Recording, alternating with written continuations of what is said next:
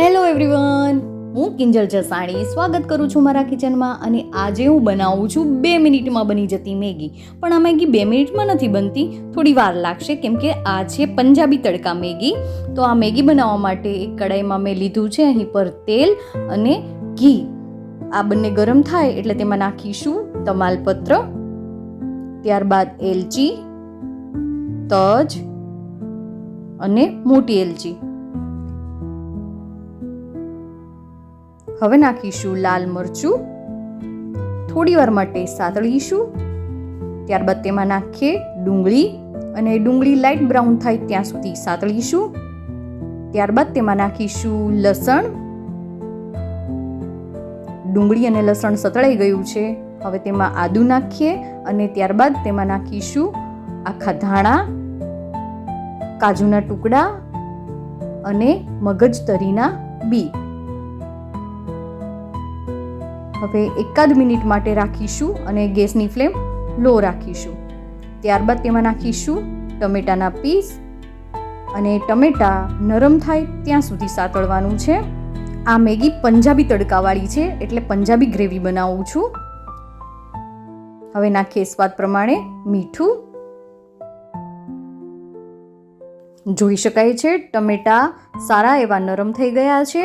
હવે તમાલપત્ર, તજ, એલચી, મરચું આ બધું કાઢી લઈશું, કારણ કે આપણે ખાલી સ્વાદ જ લાવવાનો છે, તેને ક્રશ કરવું નથી. હવે આ સાતળેલું લસણ, ડુંગળી, ટમેટું જે છે તેને ઠંડુ થાય પછી તેને ક્રશ કરીને અને તેની પેસ્ટ તૈયાર કરી લઈશું. તો તેના માટે હવે એક મિક્સર જાર લઈ લઈએ અને તેમાં એડ કરી દઈએ ટમેટા અને આ ડુંગળી જે સાતળેલી છે તે. હવે તેમાં નાખીશું હળદર, લાલ મરચું પાવડર અને ધાણા જીરું પાવડર. હવે એને મિક્સ કરીને ક્રશ કરી લઈશું.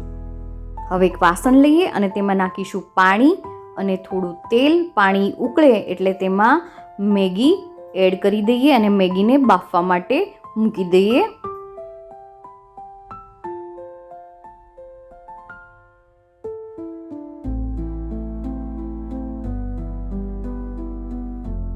મેગી બફાઈ ગઈ છે એટલે પાણી નિતારી તેમાં થોડું ઠંડુ પાણી નાખીને મેગીને સાઈડ પર રાખી દઈએ. હવે કડાઈ લઈશું અને તેમાં નાખીશું તેલ. તેલ ગરમ થાય એટલે તેમાં નાખીશું વટાણા. અહીં પર શાકભાજી તમારા મરજી મુજબ લઈ શકો છો. મેં અહીં પર વટાણા લીધા છે. ત્યારબાદ તેમાં નાખીશું કેપ્સિકમ અને ફણસી. હવે આ બધું સારી રીતે સાતળી લઈએ થોડું નરમ થાય ત્યાં સુધી.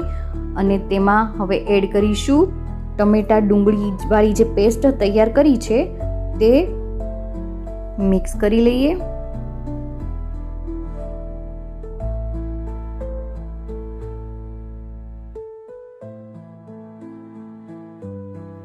હવે તેમાં એડ કરીશું થોડું પાણી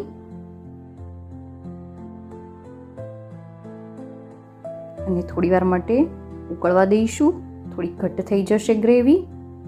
ત્યારબાદ તેમાં નાખીએ પનીર જે છીણીને નાખ્યું છે મેં. પંજાબી ગ્રેવી છે તો પનીર વગર તો અધૂરી જ લાગે ને, તો પનીર તો જરૂરથી એડ કરવું.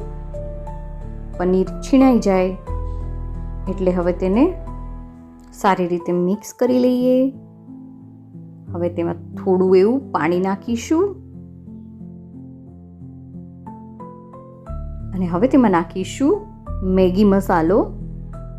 2 મિનિટમાં તૈયાર થઈ જતી મેગી તો લગભગ બધા બનાવતા હોય છે, પણ આ જે પંજાબી તડકાવાળી મેગી છે ને તે 2 મિનિટમાં તો તૈયાર નહીં થાય, પણ હા જેટલી મહેનત કરી છે ને એટલો જ વધારે સ્વાદ આવશે. તો ગ્રેવી તૈયાર થઈ ગઈ છે અને હવે ટાઈમ થઈ ગયો છે મેગી એડ કરવાનો. મેગી એડ કરીને મિક્સ કરી દઈએ.